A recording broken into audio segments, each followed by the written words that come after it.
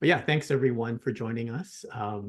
My name is Brian Niiya, and I'm the content director here at Densho, and I'll be your host for today's event that features Eric Muller and his latest book, Lawyer, Jailer, Ally, Foe. I have to say that slowly because it's kind of a tongue twister.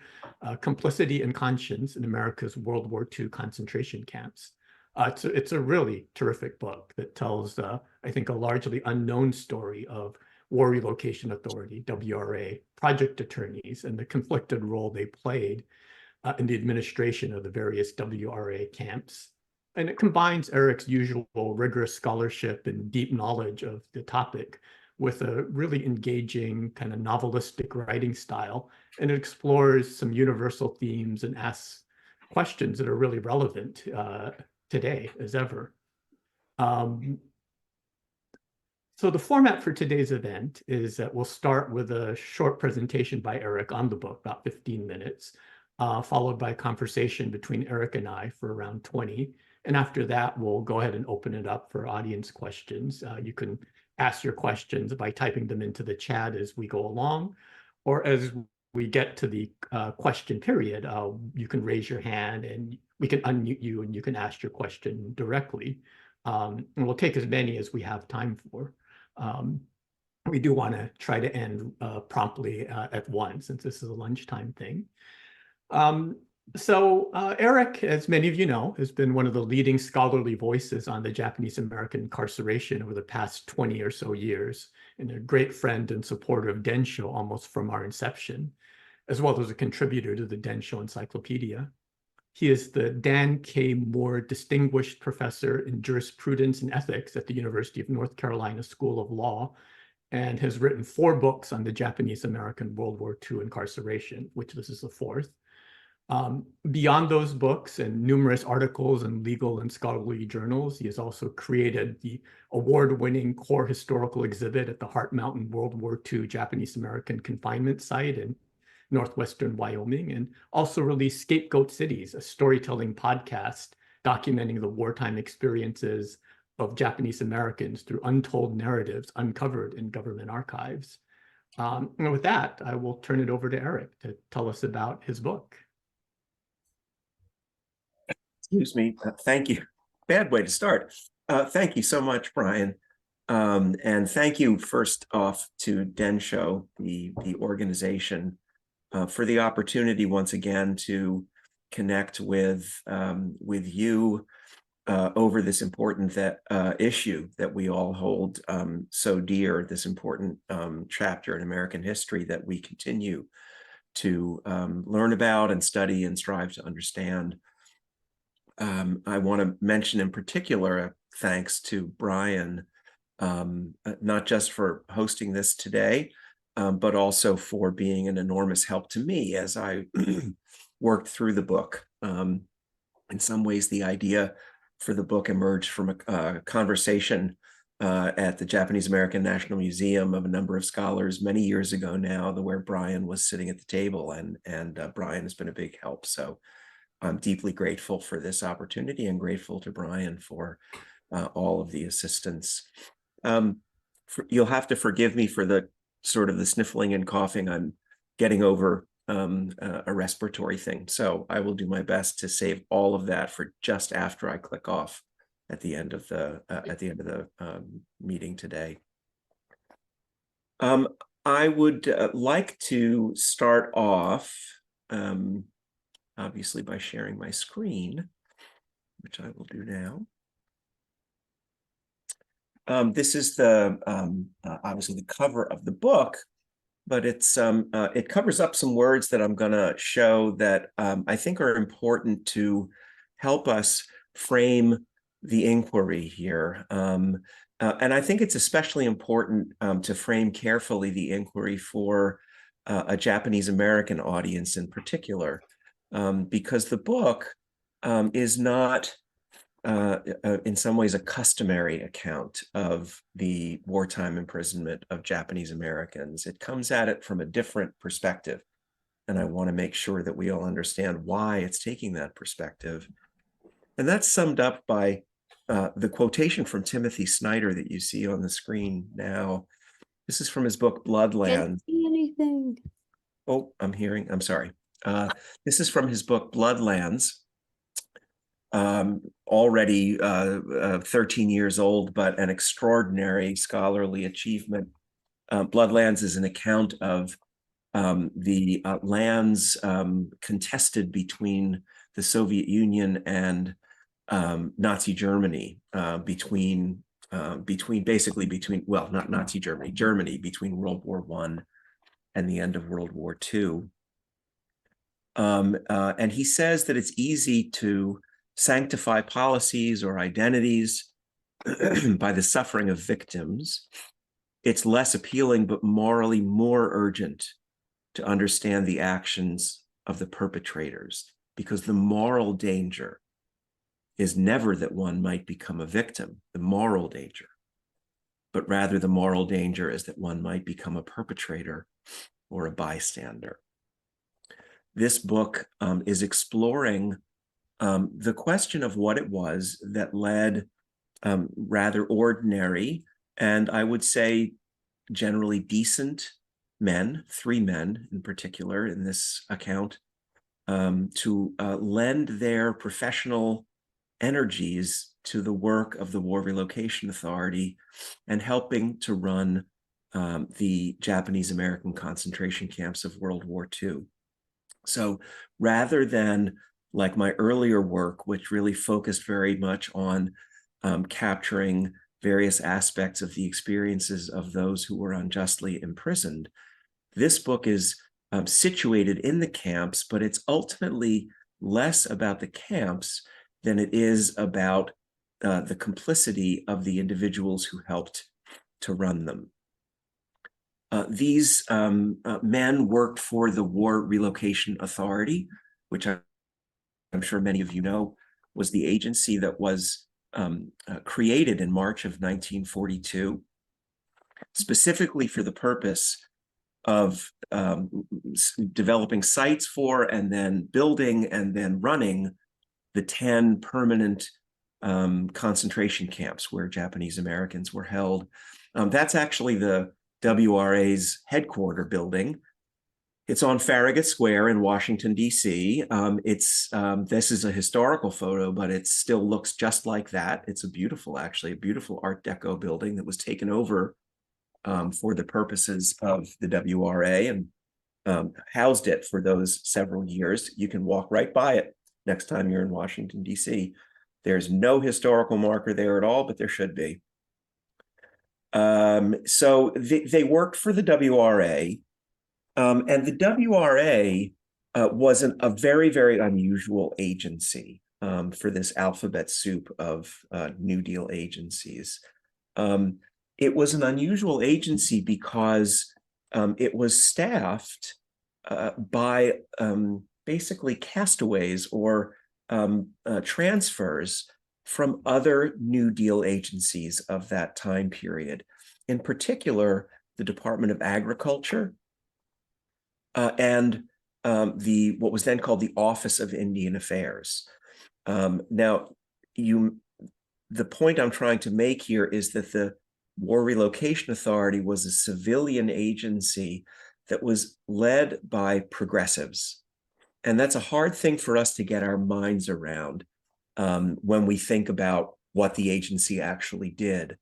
But when you think about the agency in the context of its times, it was easily the most progressive group of government officials that you were likely to find on the question of the removal and imprisonment of Japanese Americans in Washington, D.C. or in any state government.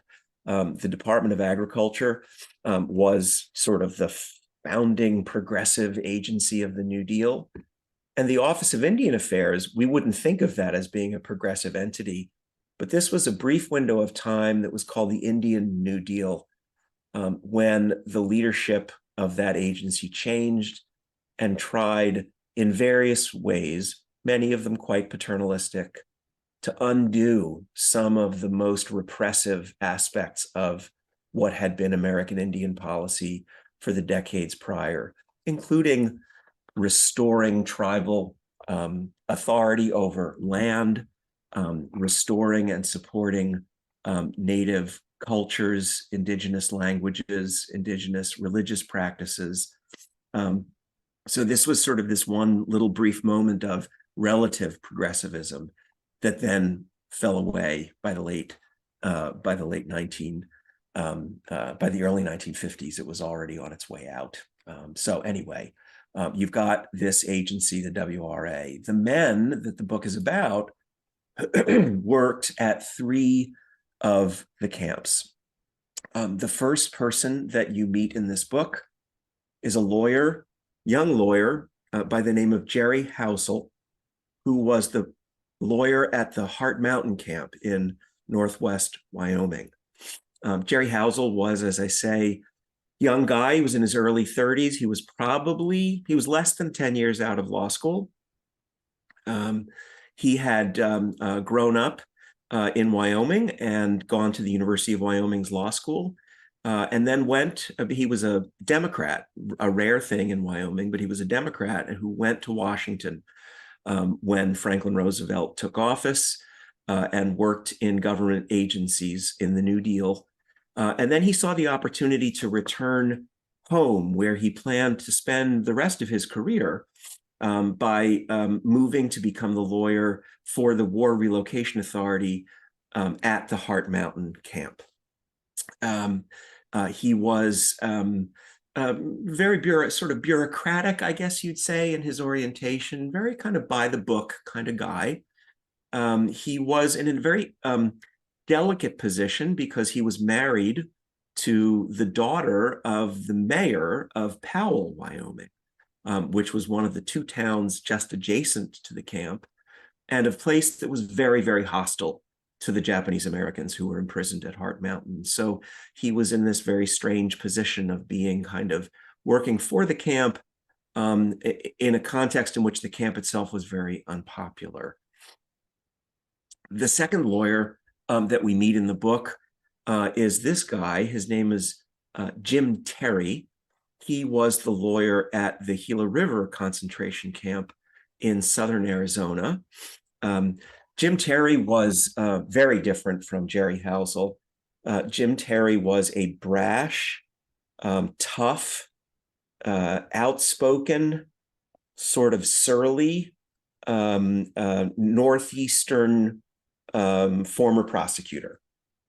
He came from wealth in the New York area and went to Columbia Law School, joined the United States Attorney's Office during Prohibition, at the tail end of Prohibition, and was a federal prosecutor working on all kinds of, just think of the old movies of G-Men and so on, and you can imagine the kinds of cases that he was prosecuting.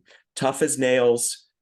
Finally left the U.S. Attorney's Office, went into practice at a very, very high-end Wall Street law firm, suffered from various respiratory illnesses, and he was told by his doctor that if he didn't leave New York for dry, warm climate, he might well face a lifetime of increasingly worsening health problems. So he went to the Southwest and saw that there was a job open at the Gila River concentration camp, or relocation center, as they called it, for a lawyer to help run the camp. And so he took the job out there. And then the final person that we meet is this guy here. His name was Ted Haas.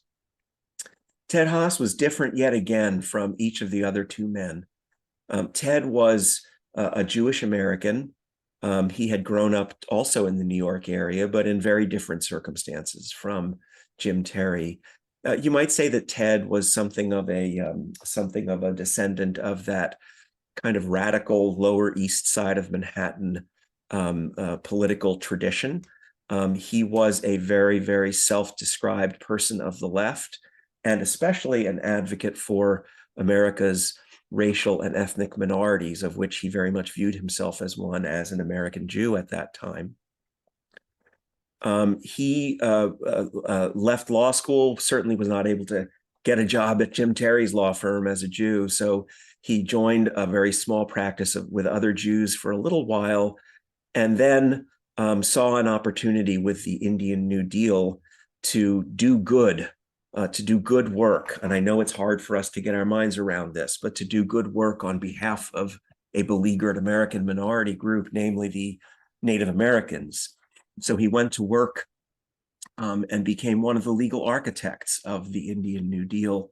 And then when the Poston camp opened along the Colorado River in western Arizona, Ted Haas transferred from the Office of Indian Affairs over to become the lawyer at Poston. So you've got these three men. The job that they held was a job called project attorney.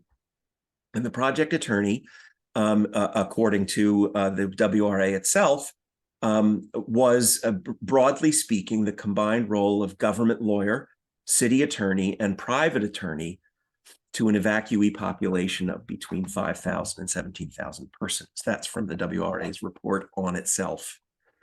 But I think that's a fairly apt description of this multi-headed, highly conflictual role that these lawyers were stepping into.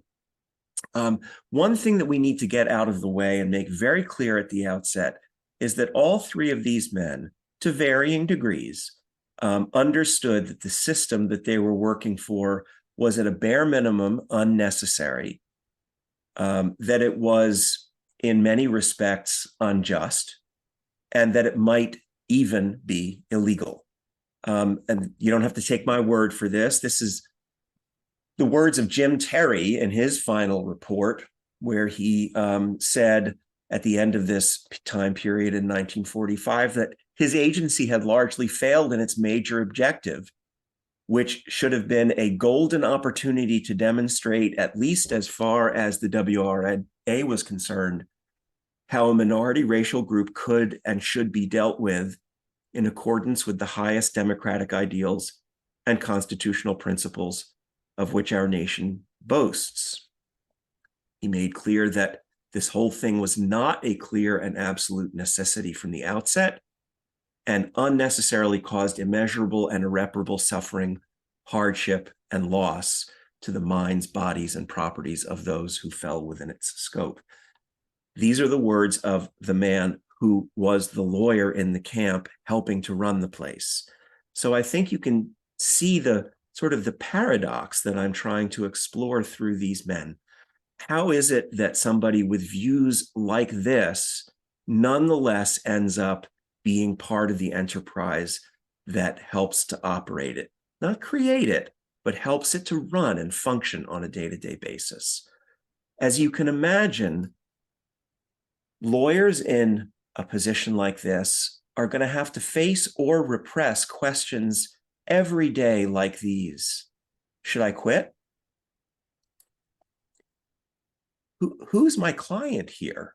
Because remember, their jobs included not just advising the other camp administrators and not just representing the WRA in its dealings with the state of Wyoming or the state of Arizona. They also ran a law office for the prisoners that was like a legal aid office, was a place that prisoners could bring their legal problems and get advice and guidance from the project attorney's office, from the WRA. That was also part of their responsibility. And they were effective at some things, less effective at others, but they were doing things like trying to fight to help Japanese Americans protect property that they had left behind on the coast, just to take one example. So who am I representing? Who's my client? What is my role in this situation? What am I supposed to be doing? There's never been an American concentration camp like this before, and it's never had a lawyer before. I'm making this up as I'm going along. What is my job? And most importantly, and interestingly to me, what are the boundaries of my discretion in my job? How far can I push things? If I'm inside an operation that I know to be in some fundamental way unjust and unnecessary, how much discretion do I have to try to work to temper it, to try to make it less repressive, to try to do more good for those who are unjustly confined in these spaces?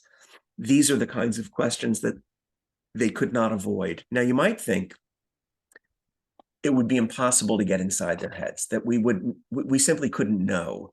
These were not famous men. Nobody clamored for their oral histories after they finished these experiences.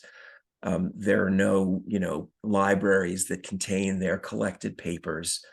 However, they were required by their boss in Washington to write a biweekly report on what their office was doing, and to do that in a way that was full and complete and personal. Their boss in Washington didn't just want to know how many wills they were helping prisoners draft. The boss in Washington wanted the lawyers to be the eyes and ears on the ground. And so they wrote very often very personally and very revealingly and extremely copiously, hundreds and hundreds and hundreds of pages of single-spaced correspondence they left behind. And that's what enabled me to try to get inside their heads a little bit, to try to understand through their obviously biased perspectives what it was that was leading them to make the decisions they made and to continue to keep doing the job or ultimately to leave it. Let me just quickly give you a couple of examples of the kinds of issues that they would have to deal with. And then I'll stop and we can just open up a little bit more of a conversation. You've got here a photograph. Some of you may recognize the work of Bill Mambo, the Japanese-American prisoner at Heart Mountain who was shooting Kodachrome photographs at a time when Kodachrome was just 4 or 5 years old. This is a picture of the fence that was installed around the perimeter of the residential area at the barrack area at Heart Mountain. When the prisoners got there, that fence wasn't there. There was a fence around the huge perimeter of the entire Heart Mountain property, but there was no fencing around the barrack area itself. The Army decided in the fall of '42, late fall, that they wanted to put up fences around the residential areas. As you can imagine, this was not a very popular idea with the prisoners to have to see this insulting fence directly outside of their living quarters. When Jerry Housel at Heart Mountain was confronted with the issue of whether the Army should be able to build a fence around the residential area, his response was passive. He basically looked at the agreement between the Army and the WRA. He looked at the regulations, and he just saw nothing that would prevent the Army from putting up a fence. So he wrote back to Washington saying, basically, I don't see anything that would prevent this, so I guess it's okay. That was what he did. At the same moment, over in Western Arizona, Ted Haas was being presented with exactly the same question. And Ted Haas's response was to go back to his barrack, to his little typewriter, and bang out a petition against the installation of the fence that he then circulated to other WRA staff members in an effort to try to get the Army not to build the fence. Ultimately, this was unsuccessful. The Army did what it wanted to do.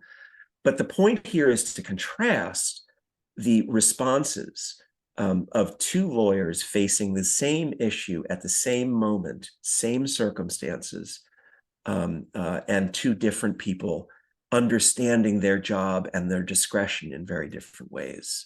This is the last example I'll give. This is what you see here is a picture of the Heart Mountain camp by Bill Mambo, but the event itself actually took place at Gila River, but it took place at dawn, and that's why I used the picture. A woman named Mrs. Kay Sato an Issei of 48 years old, was out doing her morning walk, which she did every morning at an early hour. And at this particular time of year, it wasn't light yet when she was out doing her morning walk. And as a result, as she did her morning walk this one particular morning, she suddenly plunged into a 6-foot deep, 8-foot wide trench that had been dug by a contractor hired by the WRA to come in and install some kind of liquid tanks in the ground. Well, they had dug their big hole the day before, and then they had gone home for the day. And they had not put up any fences. They had not put up any lights. They had not put up any signs. They had not put up any warnings. They just left a huge hole in the floor of the desert. Mrs. Sato plunged into it in the dark and suffered a double fracture of her pelvis.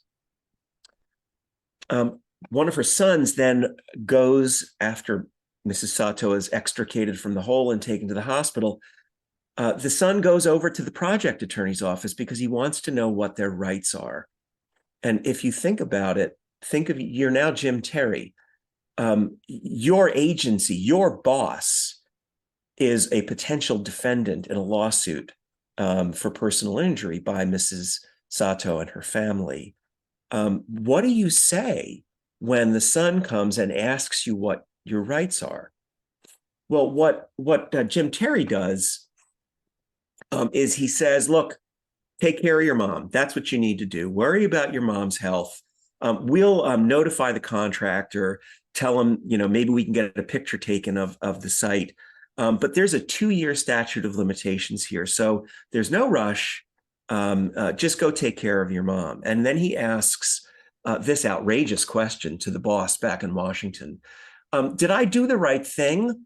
Or, because of the possibility of a claim against the WRA, however remote it might be, merely suggest securing private legal advice if they believe a cause of action exists. Think about it. Telling this young Nisei in a concentration camp in Western Arizona that he should somehow find himself legal representation to file a lawsuit against the US government during war? I mean, this is an absurd idea, just absolutely absurd. And it shows how kind of out of touch he was with the actual experience of the people who he was supposed to be counseling.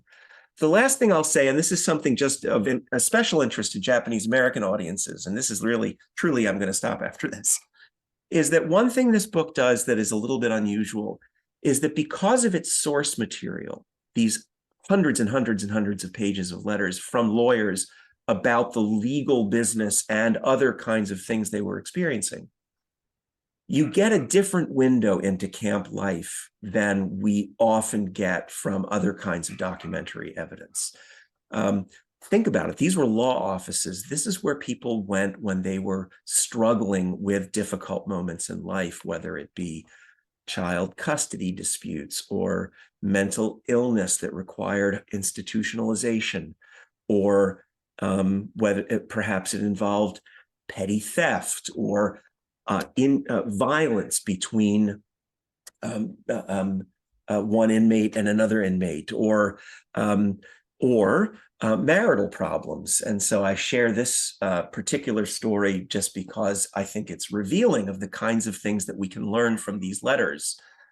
This is about what they called a triangular affair, meaning obviously a husband and wife and then an interloper. The husband's working in the southern part of Wyoming, and his wife and children are here in the center. Cousins of the wife have been objecting strenuously to the attentions and the devotions paid to her and the children by one Mr. K. Mr. K. K claims he was merely helping out the family. The cousins stated that they had gone over several times to do needed things, and each time they had found K there in a very home-like appearance and atmosphere. This is, this is evidence of kinds of things that and ways of responding and reacting to the trauma of incarceration and the repression of detention that the community manifested. And the point I'm making, it's not common that most people who, when they sit down for an oral history, they don't say, oh, right, camp, that was the place where I cheated on my wife. That's not the kind of thing that people tend to talk about. But those things happened, and they're important evidence of the kinds of pressures and pressures that the imprisoned population was under. I end with this quote from Hannah Arendt: "Storytelling reveals meaning without committing the error of defining it." As Brian said, the book is written more as in a kind of fictional style, even though everything in the book actually happened, and there's a rich sort of documentary listing at the end that sources all of the different events in the book. I do take great liberties in terms of creating scenes and dialogue to try to get inside the minds of these men who helped to both temper and foster injustice. Thanks a lot for listening to that presentation, and I'm now very, very happy that we've reached the point where we can talk about it. Great. Thank you so much, Eric. And I'm sure there are going to be a lot of questions. I have many, even though we don't have time to get to all of them. So yeah, please type your questions into the chat as you think of them, and then we'll open it up also in a bit. So the first question I want to ask you is, and you referenced it a little bit at the end, was that this is not a standard academic monograph. You wrote it in this very distinctive style, very different style for an academic book. And I wondered how you decided to go that route, and kind of what were the pros and cons of taking that approach. Mm-hmm. I decided to go this route because, as I said, my real interest here this time out was in understanding what it is that leads professionals to lend their energies to systems of injustice. This work parallels work that I've done in the context of the Holocaust, an organization I'm affiliated with that takes professional school students to Europe to look at how the professionals of Germany were complicit in creating and sustaining the system that ultimately resulted in the genocide of millions. So in order to understand that, these are questions of motivation. And questions of motivation can't be really thought about from the outside, right? I mean, you can talk about what these men did, but to try to understand why they did it requires a different approach. And that was really what led me, given that I had this enormous evidentiary basis of their own words and their own thoughts. I thought that it was worth the venture of trying to write it from within their perspectives, as I imagined them, on the basis of this evidence that I had, as a way of exploring the question of motivation. I didn't feel that that was something that I could really do any other way. The limitations on that obviously are, first, of course, there's a risk that I'm just getting some things wrong, that I'm just making things up that are bad inferences from the evidence. That's obviously one. Another, of course, is that it does mire me to the perspective of these men. That's the virtue, but that's also a vice, because these men were not reliable narrators of the camp experience.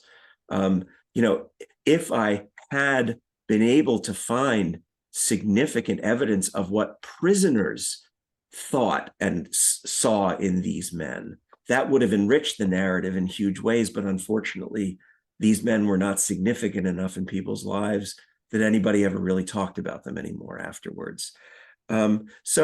Obviously, there were pluses and minuses, but I felt that on balance, I also wanted to reach a broader audience, because I think that the question itself is crucial for this historical episode, but it's also important for understanding any system of injustice. Systems of injustice are not run by monsters. They're not. They're run by ordinary people And so my hope is that by looking at this from within them, that the reader might be able to look at their experience and ask themselves, what would I have done? How might I have tried to, would I have just quit? Would I have stuck around? If I'd stuck around, how would I have known what I could do without getting fired? That's what I was trying to do. Now, I know in the book you mentioned that you actually met Housel, I believe, I did. late in life. And I'm wondering how that influenced the work. And then if you met the other two, I believe, had passed away, right? And Yes. but whether you had made contact with family members or others in the course of your research. Right. So I started off my career at the University of Wyoming College of Law. And that was where I started. I first grew interested in the story of the Nisei draft resistors, and was just getting started trying to understand this historical episode that I knew almost nothing about. And my dean at the law school told me that Jerry Housel, this old man, this old lawyer, was going to be coming down to Laramie to receive some sort of award from the university. And he was the lawyer up at Hart Mountain, and did I want to talk to him? And so I did talk to him. I was so green, I didn't know what to ask him. You know, I didn't have the knowledge base. But his words left a big impression on me, and I took careful notes. And he said things like, I probably should have just quit. And this is the worst goddamn thing the country ever did. And that already, even at that early stage, piqued my interest. I saw that there was more to this guy than I would have perhaps imagined there would be. Because I would have thought that a lawyer had no place at a site of injustice like this. So he was the one that I met. At the same time, I met his son, also a lawyer, who was walking him around and sort of protecting him. Jim Terry had long since passed by the late 1990s when I got started doing this work, and certainly by 2016 or so when I started working on this book. Ted Haas is a tragic story, a very, very sensitive man, very emotionally drained by the things that he was encountering throughout his life, and ended up taking his own life in the 1950s. And so obviously he was long gone. I did talk to Ted Haas left no children. I spoke to a niece and a cousin. I spoke to Jim Terry's son and a grandson. And I spoke also, of course, to Jerry Housel's son. I was very nervous, actually, about the fact that there were living descendants of these men out there in the world who would read this book and see Eric Muller purporting to get inside their father's or their grandfather's head. And this past summer, I went to the pilgrimage at Hart Mountain and talked about the book. And I was very nervous when I saw that John Housel, Jerry Housel's son, was in the audience. And I thought, oh my God, he's gonna hand it to me. And he came up to me afterwards, and I was like braced for a tirade. And he just put his hand out and said, "Thank you so much. This is amazing. You know, you really captured the complexity of it." And that, you can imagine what a relief that was. I thought he was going to haul off and slug me. So this was a much better outcome.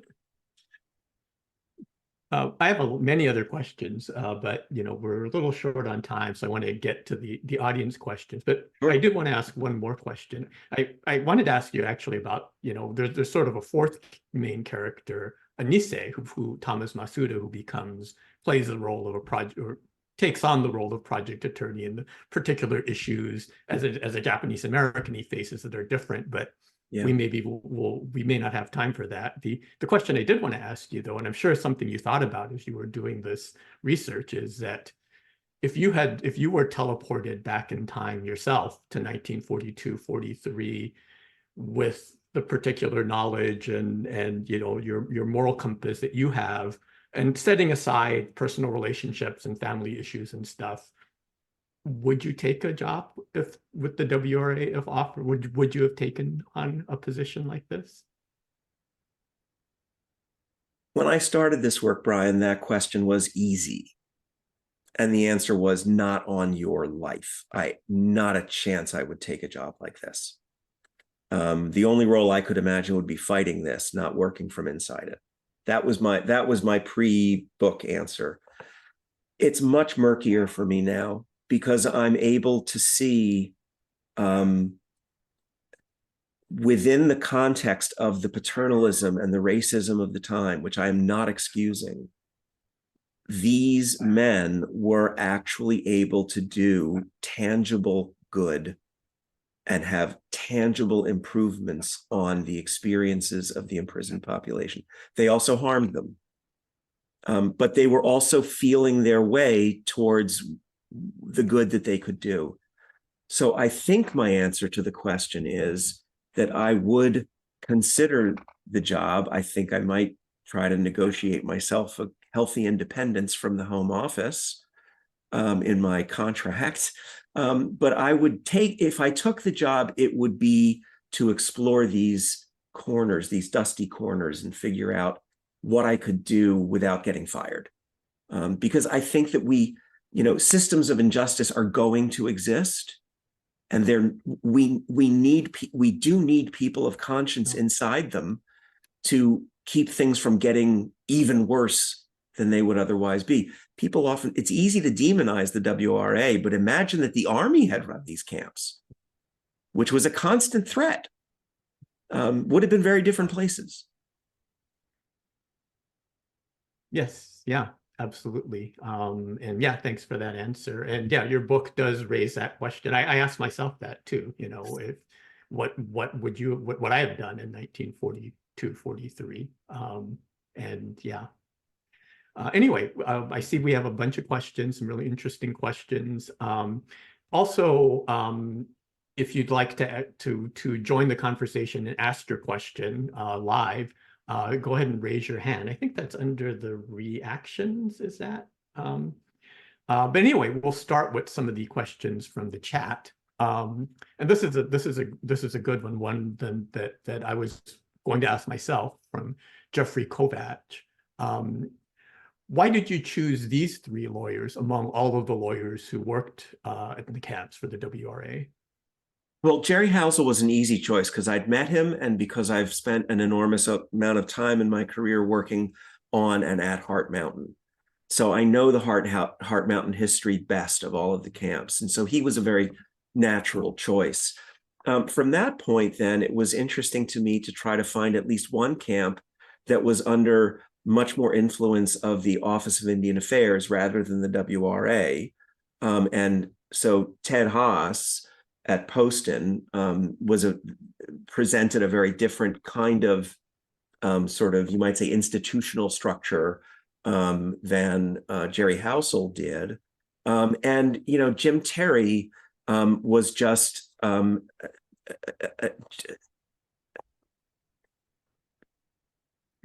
an irascible character who was very open about his own irascibility. And a great deal of his personality came through the letters. So I was looking for people who let me in. And these lawyers, Haas and Terry in particular, really let you into their heads in ways that some of the other project attorneys don't. There are fascinating project attorney stories that could be told about all 7 of the other camps. You can imagine the stories at Tule Lake. But ultimately, I decided that I would just focus on these as a nice representative sampling of different management structures and different personalities. So you didn't want to write about all 10 camps, is what you're... That was my initial goal, Brian, to be honest. It was my initial goal. And then I realized that I'm not going to live forever, and that I would need to get this book done at some point. So I narrowed it down to 3. Well, I think you also interested not just in project attorneys, but in other WRA staff as well. I mean, this is a subset of a subset that you're really working on. Correct. So another question, this is from Alden Hayashi. Did these men change over the course of their 10 years at the camp? And if so, in what ways did they change? Yeah, I'll do this as quickly as I can. Jim Terry changed not one tiny little iota. Jim Terry was the same every day. Well, I mean, this is every week of every month of every year. He was the only lawyer that served from the beginning to the end at one of the camps. There was a lot of turnover in these jobs. Jim Terry served from start until days before the end, days before Gila River closed. He seemed incapable of really absorbing much about the lives of the people that he was working with. A very, very bullheaded, opinionated person. You see no evidence of change in him. Jerry Housel, you do see evidence of change. There's evidence that his stress grows and grows, and in particular, that he gets more and more frightened that something like what was happening at Manzanar and what was happening at Tule Lake, violence, possible army takeovers, that Heart Mountain was headed for the same kind of conflagration. And that was what ultimately led him to head out. He joined the Navy. So there is that change in him. Ted Haas is a much more tragic story. You watch the man's health deteriorate. This job took an extraordinary toll on him to such a point that he ended up being hospitalized in Los Angeles for several months and appointing Thomas Masuda, his number 2 guy, Japanese-American Nisei lawyer from Seattle, to replace him in his stead as the interim project attorney while he was gone. So you do see evidence of change in the 3 across time. Well, in 2 of the 3 across time.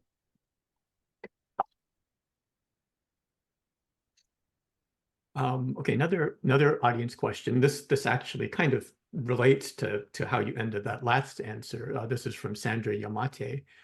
In their copious notes to Washington, was there any mention of interactions with Japanese American lawyers who might have challenged some of their actions or decisions? So yes, there are references mostly to Japanese American lawyers who were working with them in the project attorney's offices. So there were, of course, Nisei lawyers at all of the camps, and many of them, not all of them, but many of them decided to work for their $19 a month by doing legal work in the project attorney's offices. And so you do find references to interactions that they're having with Japanese American staff members of their own offices. I won't take a great deal of time for this, but there was a Nisei lawyer at Heart Mountain named Kyoichi Doi, who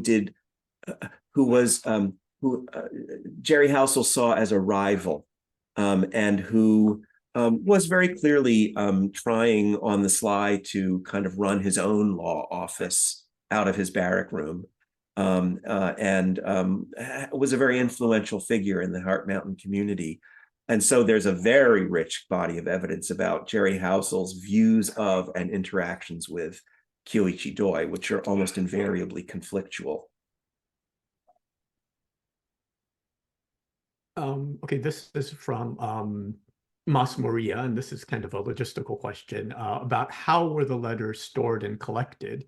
Were they mostly private or public WRA documentation?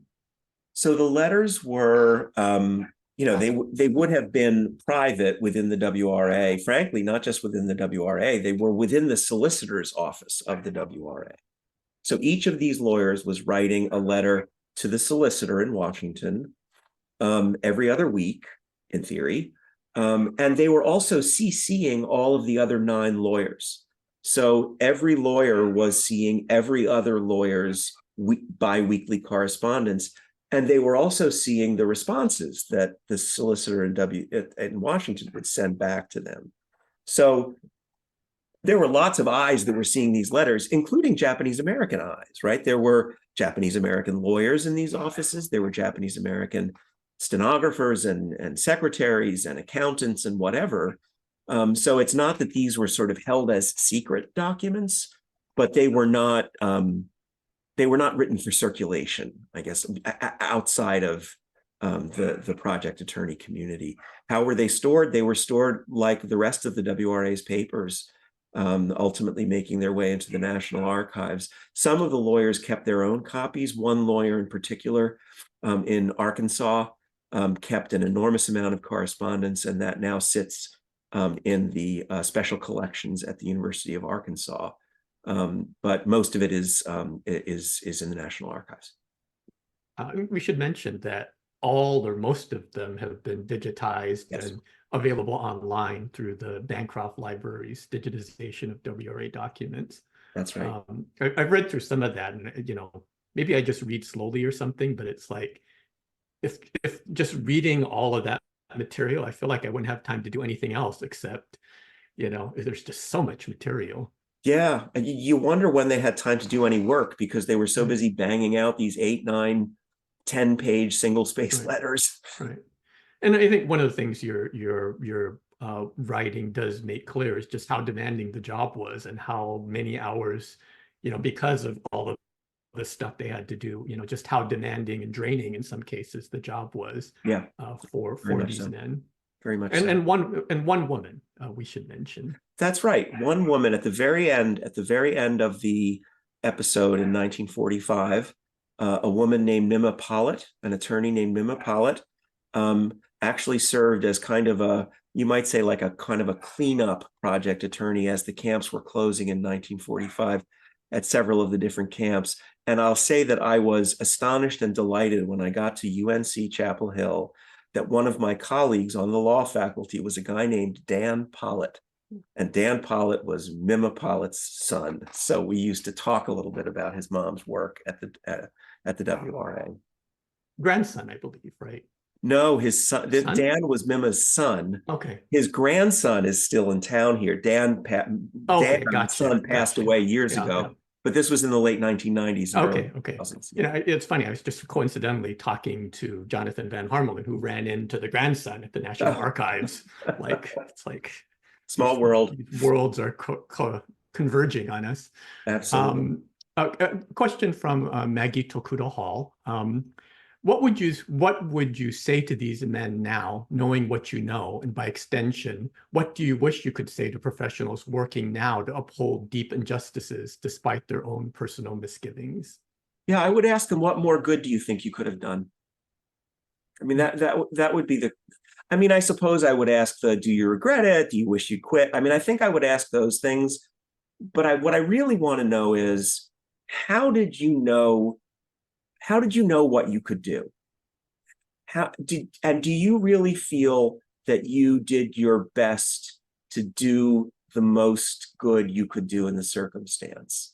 I think the issue for me with anybody in a system like this is to try to remain alive, to allow yourself to remain alive and aware of the larger injustice that is being perpetrated and that you're part of. I mean, I think that people get into trouble when, for a variety of reasons, they allow themselves, they either never really allow themselves fully to become alive to the injustice that is around them, or that they see it and that they allow themselves to say, well, that's not my job. I'm just a lawyer. My job is narrow. It's just to do these tasks. That's the danger, I think. So sort of cultivating practices of self-reflection and self-awareness are crucial to professionals in these situations. And as you said early on, this isn't just lawyers in 1943. There was a horrific moment back in 2018 or so where a lawyer for the Immigration and Naturalization Service got up in front of the panel of judges in the Ninth Circuit, including Wallace Tashima, to defend the proposition that children in the camps at the southern border, migrant children in the camps at the southern border who'd been separated from their parents, didn't need toothbrushes in order to be living in safe conditions. Now, that lawyer had not gone to law school with the hope of someday being able to snatch toothbrushes out of the hands of children. She ended up in a place that she would never have imagined herself. And it's that trajectory that I find so interesting. How do people end up there? How could they have stepped away from that? How could they have even just marginally, incrementally moved things along in a slightly different direction? I'll also note, Brian, that I relate a couple of episodes in the book at the very end of the book from my own career when I was a prosecutor in New Jersey, where I look back with some regret and some shame that I allowed myself to be swept away a little bit and to lose confidence in my ability to try to do a little more good than I did. Happens to us all. Yes. Yeah. Thank you. Yeah.